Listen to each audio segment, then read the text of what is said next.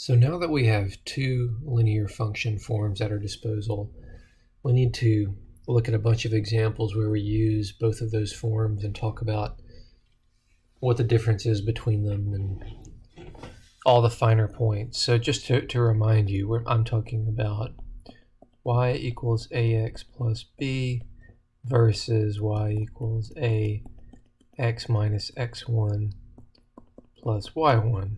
Those are our two forms. This is point slope down here. This is slope y-intercept.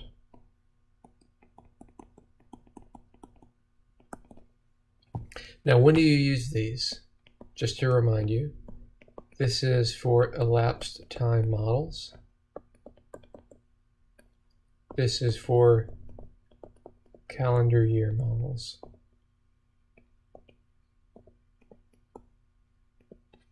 Now, that just covers models in which time is the input. If time's not the input, then we'll just have to take those case by case, but this does cover a great many examples.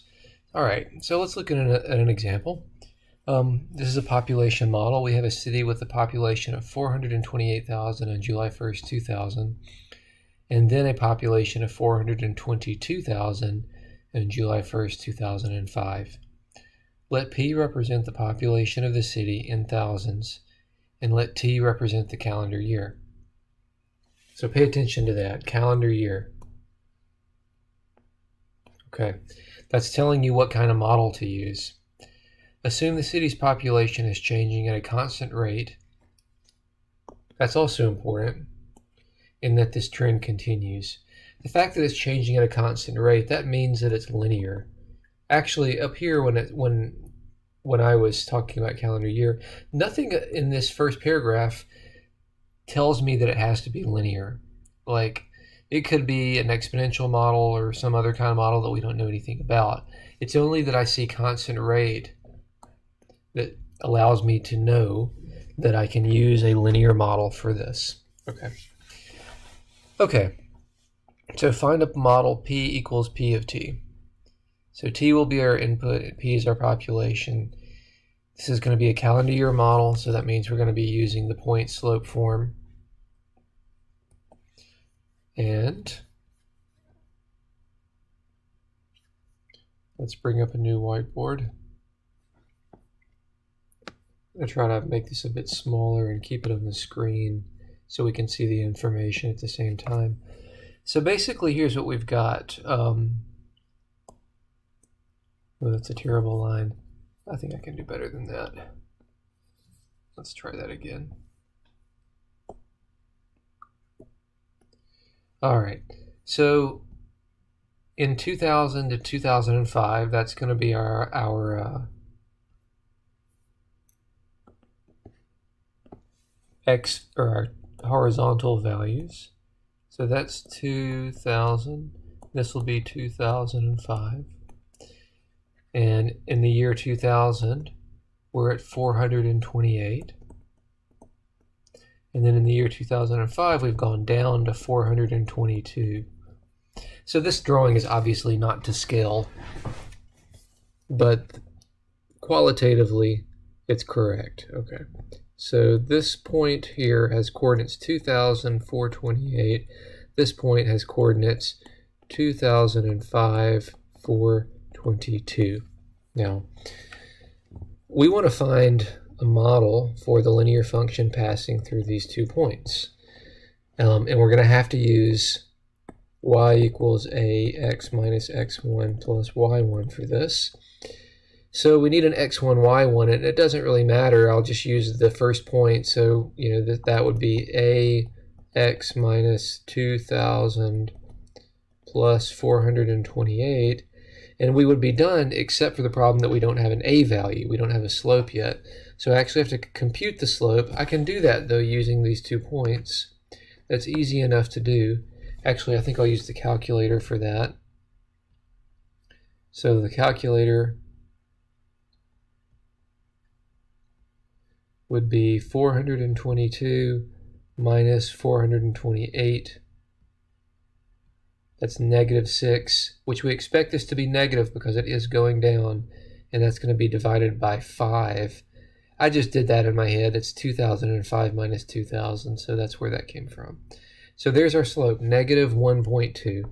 So -1.2, and I guess I should make this a t, minus 2000 plus 428, and that's our population model P of t. Okay. I'm probably going to need to put this in the calculator, so I'll just go ahead and do that.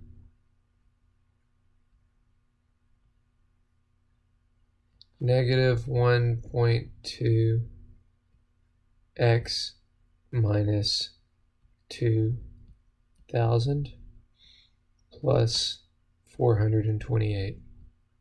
All right, so now we have the function entered in case we want to do something with it. According to the model, what was the population of the city in 2008? Type 1 question, vars, y vars. So let's go back to the calculator. And we want to evaluate the function.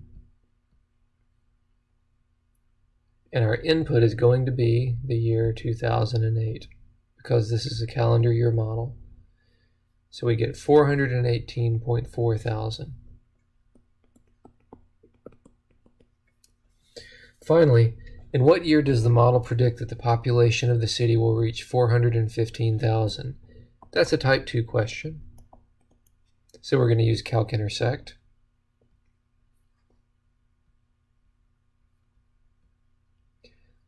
And you can see that this whole type 1, type 2 business is pretty important, right? Let me check my window. I might actually be in a decent spot already from the previous problem, which it looks like maybe that's okay.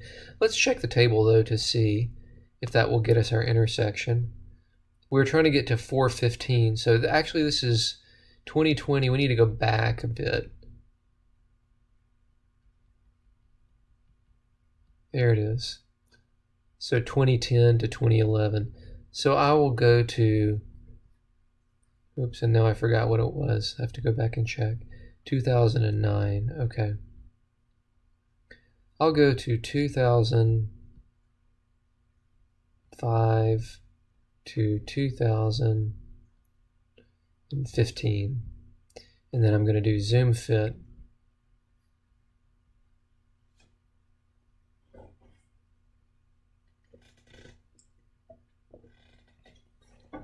Okay, now second calc, number 5 is intersect. First curve, yes. Second curve, that's fine. And my guess is about there. And there's our intersection, 2010.83. Now, 2010.83. Notice, in this case, 0.83 is bigger than 0.5. So that is going to be big enough because I started in July to push me into the next year. So we're going to call this 2011.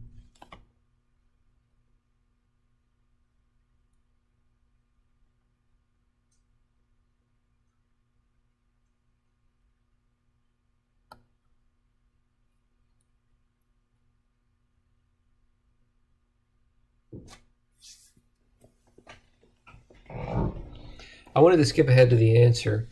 If you want to read more detail, the slides that I was kind of jumping over there were just going into the problem in a bit more detail. So I encourage you to go back and take a look at those also. But look at this answer here. We actually have two equivalent forms. And to understand where these come from, and when I say two equivalent forms, I mean these two right here. So these two are actually exactly the same. And the way that they're the same is just this. If you take negative 1.2 t minus 2,000 plus 428, and you simplify it, so that would be negative 1.2 times t, and then 1.2 times negative 2,000 is going to be what? Negative 1.2 times 2000 is negative 2400. So that's oops, and I was supposed to have a minus there, but that's okay. So this is going to be positive 2,400 plus 428, and then one more simplification, 1.2t plus 2828. And you see that they're exactly the same model. So this is just a simplified version of this. Okay.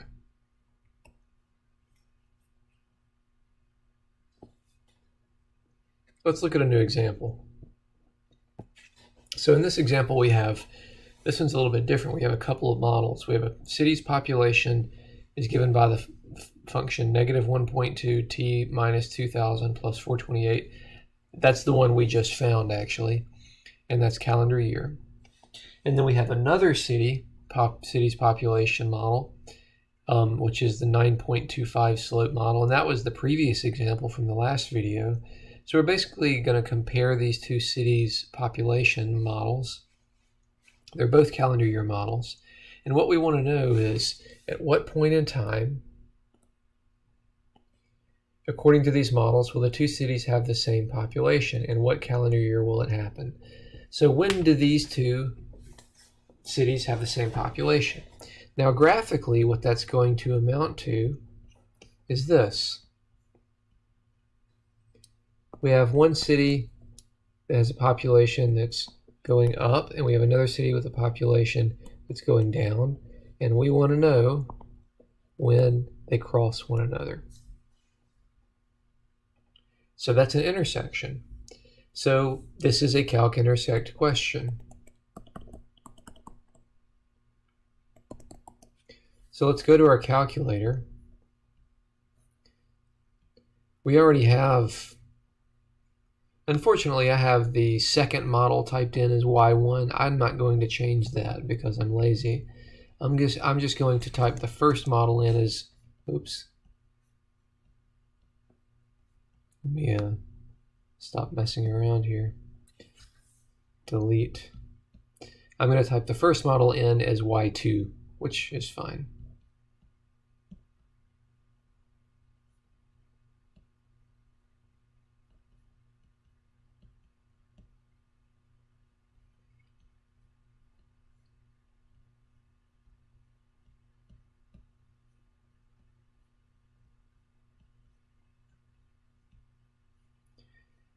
Now my window is probably going to be fine considering that these are the two models I've been investigating. So let's just hit graph and see if we actually see the intersection right off the bat.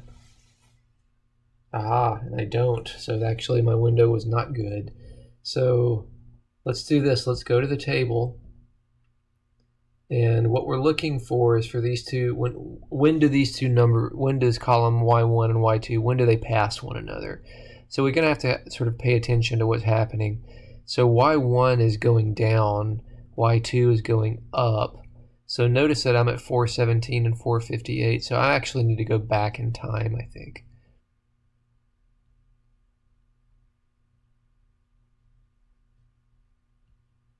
Okay, look here.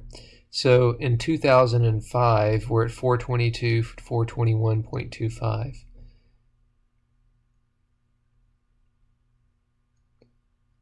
So here's our intersection point. So 2004 to 2005, 2006 in that region. So that gives me a nice window.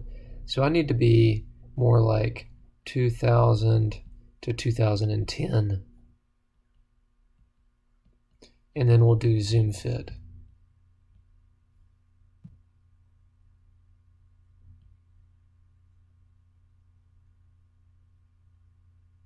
All right, and now we've got our intersection. So we'll use the normal procedure. I was being a little sloppy there in my first curve, second curve, but I got my answer. So it's 2005.07. And I'm going to skip over to the answer. So these cities will have the same population about 0.07 years after July 1st, 2005. In other words, this will happen in the calendar year 2005.